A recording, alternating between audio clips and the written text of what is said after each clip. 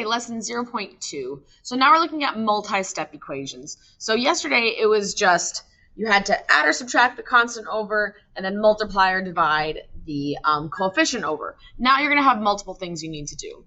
So the biggest thing you're going to need to do is that we are going to be needing to simplify.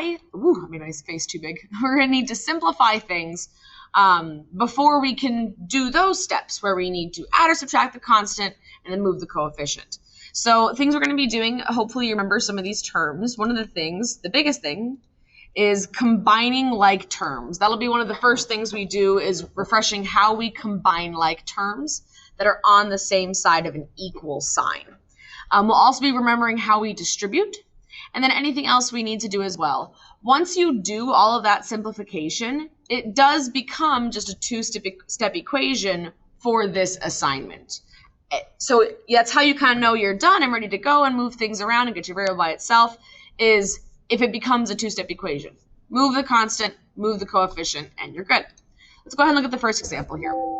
And again, we'll be kind of referring back to this vocabulary as we go. So you can see here that we've got more terms than what we were looking at yesterday.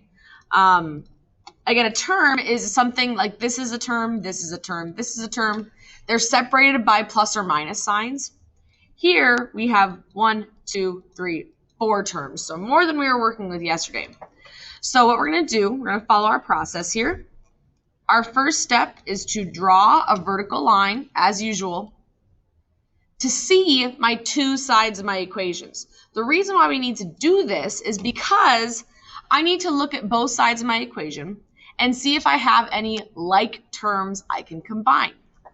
So over on this side, remember, like terms have the same variable or don't have a variable. Those are two groups. So I want to put together all my terms that have a variable, and I want to put together all my terms that don't have a variable, but only on the same side of the equation. Notice the 40 is just by itself over there on that line. What that means is the 40 is not going to be able to be combined with anything because it's by itself on that side of the equation. Over here, though, I do have two like terms. I have two terms that have an x. Now remember, this is not just x, but what's in front of it, it's kind of invisible that we can't see. A 1, right? This is 1x. So we just leave it off because we know it's there. So if I have 5 x's and I have 1x, how many x's do I have then total? 6 x's. So these two are like terms. They're going to combine to become 6x. And this 4 does not have a like term on this side of the equal sign. It's very important that when you combine like terms, you're only looking at one side of the equal sign. I cannot combine this 4 with the 40 to get 44 because they're on different sides of the equal sign. But now we can see this looks like an equation from yesterday. So I want you to try, like we did from yesterday, move everything over, move your constant, move your coefficient, and get x by itself. Give it a shot. Okay, so now that we are moving across an equal sign, we are going in reverse, yeah? So I need to do the opposite now. So this is a plus 4, you should have minus 4. That's gone. That's the purpose of doing that. Plus 4 minus 4, we want to get rid of it. That gives us 0. We still have 6x though. 40 minus 4, you should have gotten 36. And then this means 6 times x. We are moving across an equal sign, so we do the opposite. You should have divided by 6. 36 divided by 6 is also 6. There's your answer. So again, we're adding on just a couple more little things here. This concept of combining like terms, but then it's the same. It becomes the same equations as yesterday. I want you guys to try this one all the way through. Again, your hint is draw your line, look at each side individually. I'm right after I draw my line, I'm looking at one side and then the other. We do have some like terms here on one side of our equation. See if you can tell how to combine these. Well, negative 63 is all alone on its own. Nothing I can combine with it there, right? There's nothing else on that side even with it, so I can't combine anything. These, however, are like terms. Now, what we have to realize is 2x is a like term with minus 9x, negative 9x. This is not 2x and 9x. This is 2x and negative 9x. So when you combine those, 2 minus 9 is really what you're doing. If you need to put it in the calculator to check, you would go 2 minus 9, which gives us negative 7. However, it's x's, right? I have negative 7x's. If I have 2x's and I take away 9x's, I now have negative 7x's. And hey, look, again, back to something that's pretty easy. Now we can solve this. I can't solve it here until I have combined like terms. So you should have, this is negative 7 times x. We want to do the opposite. Now that we're moving across the equal sign, this negative 7 is also going to get divided over here. It's gone over here. That's the whole intent of doing that. And then in your calculator, my brain is not here right now. Is that 9? Yes. That should give you 9. It's 9. Okay. 63 divided by 7, negative 63 divided by negative 7 should give you a positive 9. These are both negatives. Don't forget, 2 negatives do give you a positive, but you can always check in your calculator.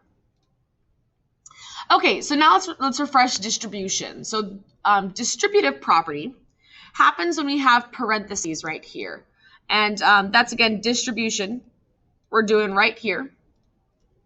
Whenever we have parentheses, what that means is, in this case, this means negative 2 times everything in the parentheses. Negative 2 times all of this.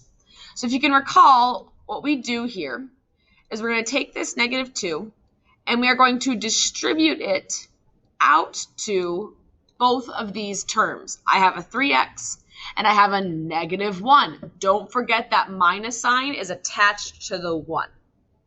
Now I'm kind of ahead of myself here.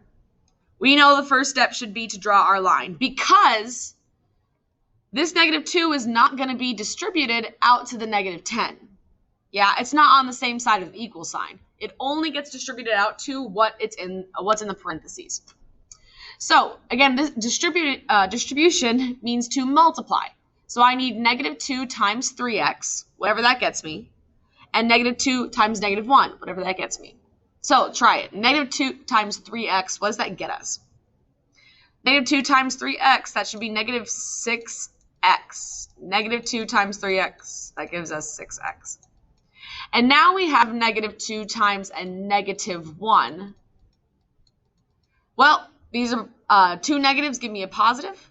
So this is going to give me a positive 2. I have my equal sign and my negative 10. And now, once again, this becomes a 2-step equation just like we did yesterday. So give it a shot. Solve for x just like we've been practicing. Okay, so this plus 2, that is going to be subtracted because I'm doing it to both sides.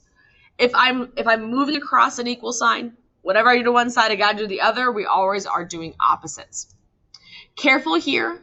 Check that you did this right. This is negative 10 minus 2. This is negative 12. I dug down 10 feet and then I dug down 2 feet. I'm 12 feet in the ground. Negative 12, not 8 you may have gotten. And then I still have negative 6x. But again, this is now negative 6 times x, and I want to undo that multiplication. So you should have divided by negative 6. Check it in your calculator. You can always do that. We have negative 12 divided by negative 6. That's a negative divided by negative. We get a positive 2. Okay, so what we're going to do when we come back into class is these questions are a little bit harder. They combine combining like properties as well as distribution. So we're going to try these ones together when we come back.